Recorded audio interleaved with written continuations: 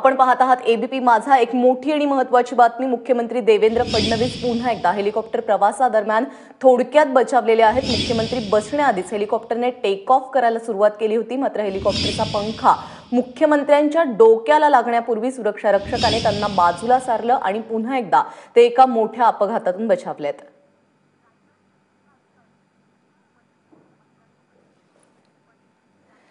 रायगडचे जिल्हाधिकारी टी.डी. मलिकनेर आता आपल्याबरोबर आहेत।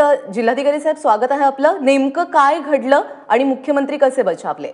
माननीय मुख्यमंत्री महोदय कार्यक्रम संपवून हेलिकॉप्टर मध्ये बसायला गेले होते। दरवाजा उघडत असताना हेलिकॉप्टरने एक टेक ऑफ घेतला,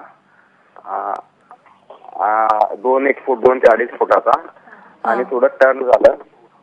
सीएम साहेब बाजूला गेले, एक 15-20 फूट सुरक्षा रक्षकासह, आणि त्या टर्न केलेल्या अवस्थेतच ते हेलिकॉप्टर एक मिनिट थांबलं। नंतर मग लँड झालं, आणि लँड झाल्यानंतर सेटल झालं हेलिकॉप्टर, आणि हेलिकॉप्टर सेटल झाल्यानंतर 5 मिनिटांनी माननीय मुख्यमंत्री महोदय आणि थोडे साहेब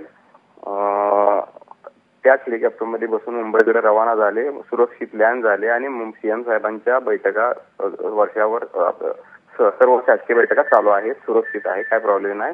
कदाचित पायलटचं थोडं मिसअंडरस्टँडिंग असण्याची शक्यता आहे। पण मग ही चूक कोणाची? मिसअंडरस्टँडिंग असण्याची शक्यता आहे। अच्छा, पण त्यावेळी त्यांच्याबरोबर कोण होतं मुख्यमंत्र्यांबरोबर? त्यांचे सीएम साहेबांचे ओएसडी होते, तावडे साहेब होते, तावडे साहेबांचे ओएसडी होते, को पायलट। अच्छा, पण त्या हॅलो मलिकनेरजी, खूप खूप धन्यवाद। तुम्ही एबीपी माझ्याकडे ही सविस्तर माहिती दिली त्याबद्दल। तर आज पुन्हा एकदा मोठा अपघात होता टळलेला आहे। मुख्यमंत्री सुखरूप आहेत, ते वर्षा बंगल्यावर पोहोचलेले आहेत आणि पुढच्या कामाला देखील सुरुवात झालेली आहे। शेकापचे आमदार जयंत पाटील आता आपल्याबरोबर आहेत। पाटील साहेब, तुम्हाला या अपघाताबद्दल कळलेलंच असेल, अलिबागमध्ये ही घटना घडलेली आहे। तुमच्याकडे याबद्दलची काय माहिती आहे? आणि आता अलिबाग मध्ये एका सहकारी नाट्यगृहाच्या उद्घाटनासाठी आले होते मुख्यमंत्री। कार्यक्रम मीच आयोजित केला होता, आणि इथून अलिबाग पासून एक 15 किलोमीटरवर JSWचं हेलिपॅड आहे, तिथे ते गेले।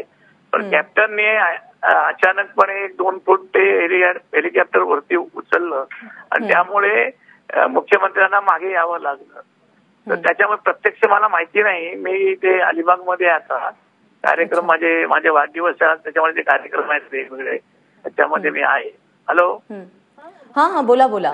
त्याच्यामुळे आज आता माझ्याकडे जी माहिती उपलब्ध आहे त्यामध्ये आता मुख्यमंत्र्यांच्या त्या अपघाताबाबत चौकशी होईल। असं का झालं, काय अचानक दरवाजा का उघडला गेला, आणि हेलिकॉप्टरवर बसण्यापूर्वी फॅन का सुरू केला हे जरा मला कळत नाही। कॅप्टनने आधी फॅन सुरू असताना कधी हेलिकॉप्टर मध्ये बसत नसतात, हेलिकॉप्टर मध्ये बसल्यानंतर डोअर क्लोज झाल्यानंतर फॅन सुरू होतो।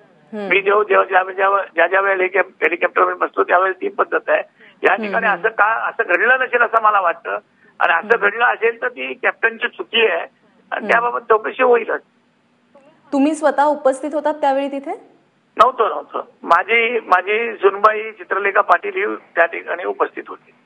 अच्छा, ठीक आहे। पाटील साहेब, धन्यवाद, तुम्ही एबीपी माझ्याकडे प्रतिक्रिया दिलीत त्याबद्दल। तर अलिबागच्या कार्यक्रमावरून परतताना ही घटना घडलेली आहे, आणि जसं की आता पाटील यांनी सांगितलं आणि अनेक लोकांनी सांगितलं की कदाचित हेलिकॉप्टरच्या पायलटची ही चूक असू शकते, आणि त्याचमुळे मोठा अपघात होता टळलेला आहे। मात्र मुख्यमंत्री सुखरूप आहेत, ते वर्षा बंगल्यावर पोहोचलेत।